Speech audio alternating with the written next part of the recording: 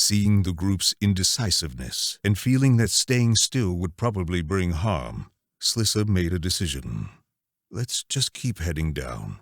We're too busy fighting a specter to also take care of whatever the hell left those scratch marks. Before anyone could reply, she was already on her way down. Iark and Ryuk looked at each other for a spare moment, before hastily following her further down the tunnels.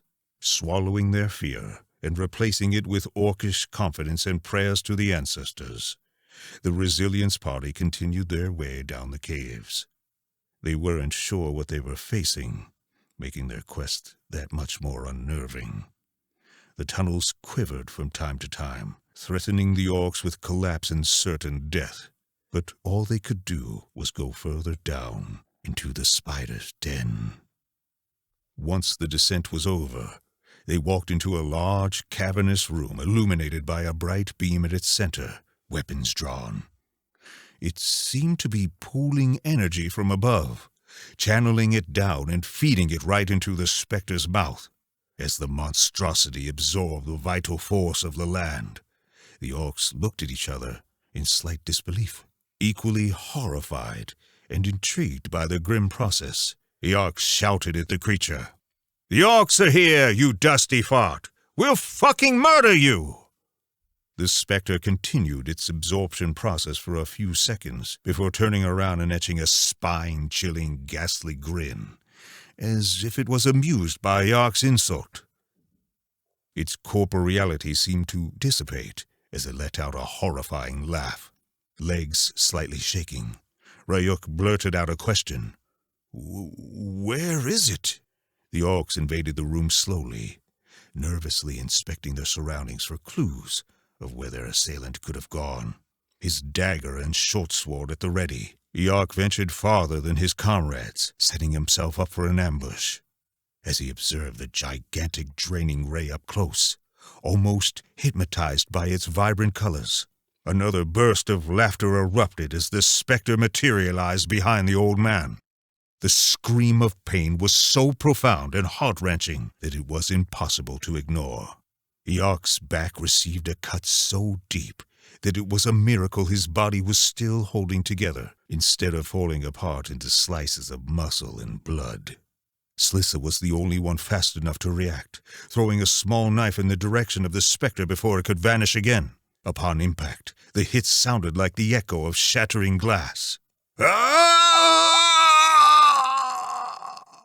The specter moaned in pain, with a hateful expression on its face, hatred directed fully towards Slissa. She froze in terror for a moment under the gaze of the monster facing her, before quickly snapping out of the fear and shouting an order to her comrade. "Stay close, Ryuk! It'll be better if we face it together!" The sorcerer heeded the command and hastily joined Slissa's side. Back to back, they slowly advanced through the room, trying to reach their wounded comrade.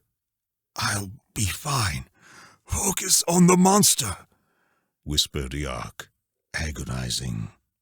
A terrifying ethereal laughter flooded the cavern, sending a chill down the spines of the orcish party, blocking the fear trying to paralyze his body. Ryuk began hatching a plan as he whispered to Slissa, "We have to force it out of ethereality. The knife you threw at it wounded it. We have to get this sucker to appear again so we can finish it." "And just how do you propose to do that, Ryuk?" Donning a courageous smile, Ryuk briefly replied, "Watch." He quickly approached his wounded comrade and feigned helping him. Kneeling at his side, he said, "I'll heal you very soon. You just hold on, all right? Gotta make it think I'm distracted."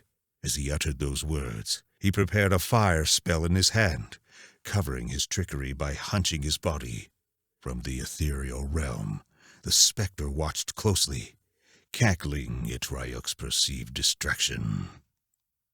A few seconds passed without any action. "Ryuk, what the hell are you doing?" shouted Slissa.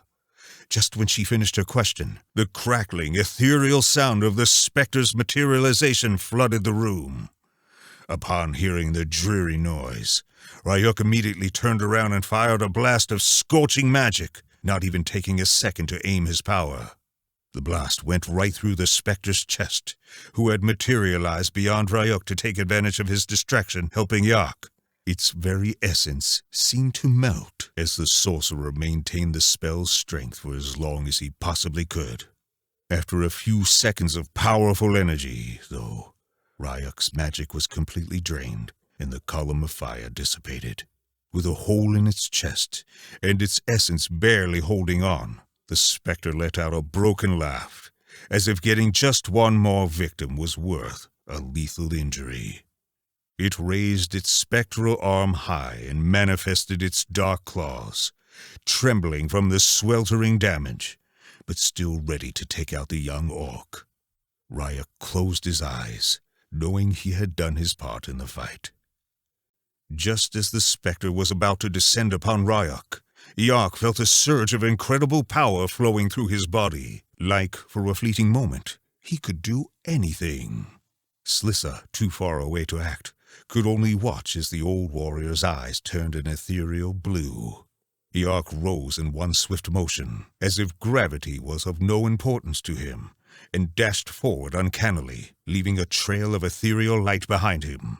For the first time since the fight began, the Spectre looked terrorized. Yak drew his weapons and unleashed a flurry of slashes so fast that one could hardly see the individual cuts piercing through the monstrous essence of the Spectre.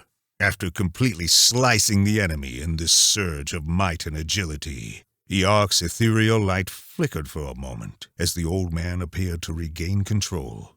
He put up a bloodied smile and said, "Can't let you die yet, kid. Not before I do." After blurting out those words, Yak immediately collapsed and began convulsing on the floor as his body tried to give up, but his soul somehow fought to keep him alive. "What the hell are you waiting for? He's gonna die!" shouted Slissa. With a worried and slightly fearful expression, Ryuk replied as he approached Yak's twitching body. "Yes, sorry. It's just, I'm still in shell shock." Ryuk's vitalization spell stabilized his comrade, whose wounds also seemed to partially close. Meanwhile, the draining ray flowing through the cavern slowly dissipated into nothingness. "That was a close call," sighed Slissa. "If it weren't for Yak's power surge." "Don't even think about that. What matters is that you're alive, my friend." Their words echoed across the tunnels before they silently picked up their unconscious comrade and began climbing out of the cursed caves.